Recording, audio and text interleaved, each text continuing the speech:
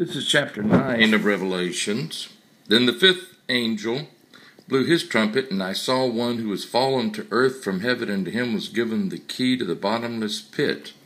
When he opened it, smoke poured out as though from some huge furnace, and the sun and air were darkened by the smoke.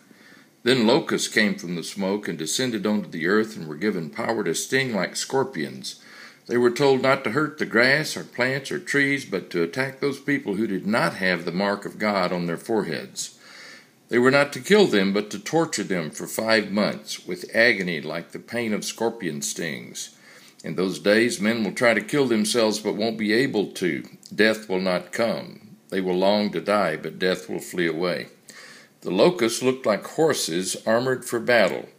They had what looked like golden crowns on their heads, and their faces looked like men's. Their hair was long like women's, and their teeth were those of lions. They wore breastplates that seemed to be of iron, and their wings roared like an army of chariots rushing into battle.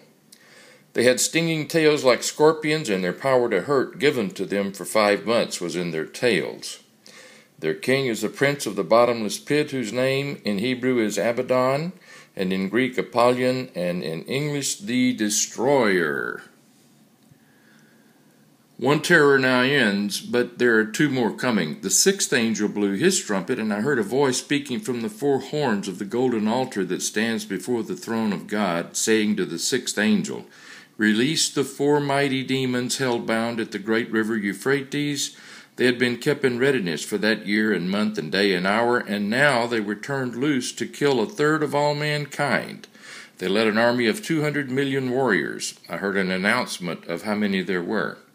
I saw their horses spread out before me in my vision. Their riders wore fiery red breastplates, though some were sky blue and others yellow. The horses' heads looked much like lions, and smoke and fire and flaming sulfur billowed from their mouths, killing 1/3 of all mankind.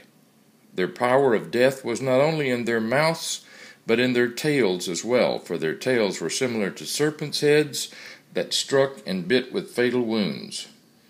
But the men left alive after these plagues still refused to worship God. They would not renounce their demon worship, nor their idols made of gold and silver, brass, stone, and wood, which neither see nor hear nor walk. Neither did they change their mind and attitude about all their murders and witchcraft,